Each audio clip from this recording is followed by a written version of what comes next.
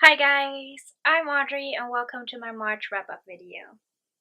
So in case you're wondering why March, actually should be June, but like I said in my last video, my computer was broken and no one was able to fix it, so I had to buy a new one.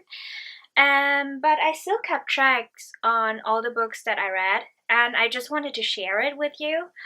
And so I'm just going to make all these videos of all the books that I also bought in the last couple of months and the books that I read. I also wanted to upload a video every Wednesday, but I wasn't able to do that yesterday because I've been to the Coldplay concert in Berlin, and because I'm living in Hamburg, it was like a whole day trip for me, standard long. And yeah, I'm actually still in shock, like post-concert dream life, because it was just the best concert I've ever been to, and I just can't get over it. It still feels like a dream that I've actually been there. And yeah, and I'm also seriously tired because I've been home like 4:20 in the morning and I just ran on a couple of hours of sleep. So I'm really sorry in advance for uh, maybe being weird or going off track with my talk, because half of my brain is still like totally tired because of the whole yesterday and still in a dream because of the whole yesterday. But I still hope you enjoy watching this video. So yeah, without further ado, let's get started. In March, I read the Look series. The first two books, Obsidian on Onux, I hope I pronounced it correctly, or Look's Beginnings. This is like special collector's edition. And I read Opal, which is the third book of the series. The book starts or centers around Katie Swartz, who moves together with her mom from Florida to a small town, and the state I forgot, I'm sorry. But yeah, she is next door neighbors to Dee and Damon Black. And yeah, so this is not really a spoiler because it's in the summary of the first book. Dee and Damon are aliens called Luxon, and their alien identity has to be hidden from the humans, of course, to live a normal life. But Katie gets thrown in the middle of all this. I am in love with these characters. I love their dynamics, I love their friendship and relationships. I love Damon and Dee, and just Katie is like my spirit animal. She's a book blogger. She also makes videos where she talks about her books, and she's like super enthusiastic about books. And yeah, the only thing we don't have in common is that we don't have a Damon Black as a neighbor. I'm still not sure. I mean, after all the things that go down with these books, having Damon as a neighbor, I still would sign up for this. Seriously would. Maybe. So and Jennifer's writing is just wow. I always get lost in her books. It just takes me a couple of days to finish one book. And I mean, it could be really daunting because those books are like really thick. I mean, those are 2 in 1, but still, if you start reading this book, it doesn't matter if you're reading 2. It's still really big. It can be really daunting. It was that for me. I bought them December 31st in 2014, and I haven't started reading them until March. But I love these characters. I adore it. I adore this whole series. I adore the concept, and yeah, the characters became really, really dear to me. Yeah, so the further along you get into the books or the series, the more shit goes down. And after I finished the third book, I was I just couldn't continue because my heart was torn apart, and it took me 3 months to kind of recover and get the courage to read the fourth book. And now, after reading the fourth book, my heart is torn apart again. But I'm pretty sure that I'll read the fifth and last book of the series pretty soon. And yeah, I gave all these books 5 out of 5 stars because I personally totally loved it. I totally got lost in it. I loved the word, like I loved everything about these books, and yeah, I love them, and I they're so good. The book that I read in between the second and the third book of the Luxon series was Radio Silence by Alice Oseman. This book is about Frances, who, yeah, is a study machine. She just like studies to be the best in school and to get into one of the highest universities. I think it's Cambridge, but I'm not quite sure. My brain is so foggy. I'm sorry.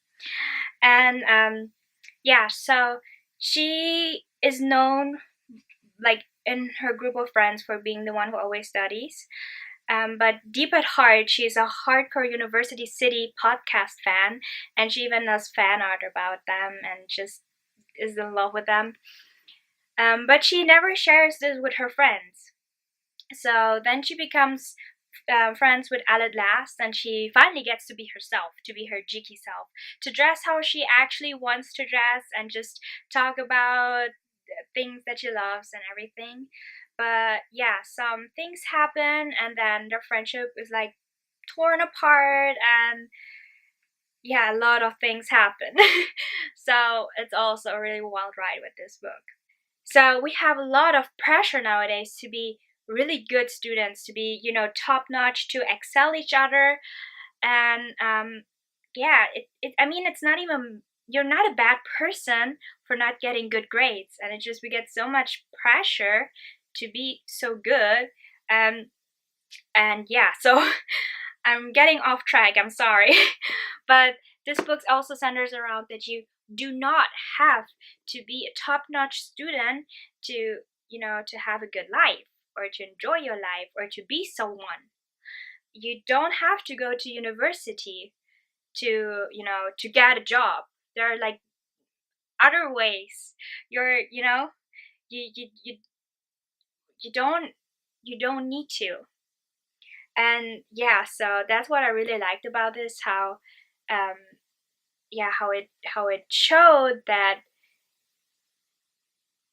school isn't everything in life, that you can still achieve something without going to university.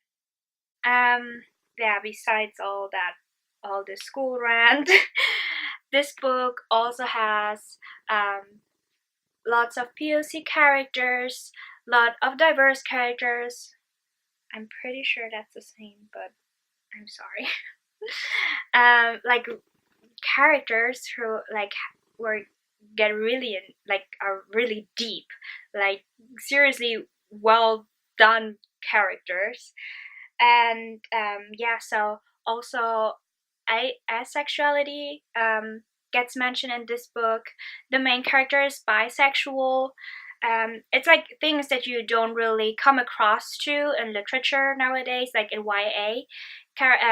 Characters nowadays are, it's always about like a boy and a girl falling in love and stuff. So it was really nice to have a book that is not centered around romance, and that has a lot of LGBTQ, I hope I said it right, characters in there. So yeah, I also love Alice Oseman's writing, and it just feels so real. It is so authentic. This book is so authentic, and it's just, I personally recommend this. And I think it's also a really a book that yeah, that is quite important nowadays. 5 out of 5 stars. Read it. The next book that I read was Girl Online by Zoe Zack. I hope I pronounced it correctly. This is the novel from the YouTuber Zoella. Some of you may know her, or if not, okay. Yeah, so my best friend read this book last year when we were in the US, and she read it from the car ride from one side of Florida to the other side and back again. So she read it in a day, and she told me that it's a nice book to read. So I went ahead and got it for cheap. I read it and I actually didn't really like it. I just gave it 3 out of 5 stars. This book is about Penny, who struggles with panic attacks, and she has a blog called Girl Online, where she like make posts or writes about her life, things that happen, and just her being like a clumsy person and like dealing with a lot of stuff. And yeah, then something happened, and yeah, so she goes together with her best friend and her parents to New York. She lives in Brighton in the UK. Because her parents have are wedding planners, and there's a wedding in New York, and they do it. And so she goes along with them to get out of her hometown for quite a while. And yeah, there she meets Noah, and yeah, stuff happens. It's not a bad book. I think I would have enjoyed it much more if I was younger. I think around 14, 15, I would have loved this book, but yeah, not now. It's this book has like what I didn't really enjoy was the prospect of really insta love, and just how fast things were moving, and yeah, just yeah, the main character is 15, and you really you see it in actions and choices she makes, and yeah, some plot twists happen, and it wasn't my cup of tea, but I'm pretty sure it was someone else's, and yeah, I personally didn't enjoy it, but I'm pretty sure there are tons of people who did, and that's okay because taste is vary and everyone likes different things. But yeah, I didn't. That's okay. The last book that I read in March was Keeping Her by Cora Carmack. Keeping Her is a novella from the Losing It series, and it's about Garrick and Bliss after losing it. Yeah, so they get engaged, and they visit his family in England, and yeah, that's what this book is about. I gave it 4 out of 5 stars because I love the characters, and it was funny at some points, and at others it was yeah, okay. I think with every novella, it's like you don't necessarily have to read it, but if you enjoyed the series, if you enjoyed the character and you want more of them, novellas are really great. So that's what I can say about novellas. I know there's like a debate how if they're necessary or not. I think when you write a story and you have so many scenes in your head, but not all of them are crucial for your book, and you have to take them out in order to make your book better, you still want to share this. And there are a lot of people who really enjoy them. So, yeah, that's my take on novellas. So, if you read Losing It and you really loved Garrick and Bliss and want to have like a short story about how they deal after losing it is over, like the book is over, I can recommend this to you. This is it. Those are the books that I read in March. Have you read any of those books? What are your opinions about them? And if there is anything else you want to know or want to talk about, please feel free and comment below. I love talking to you.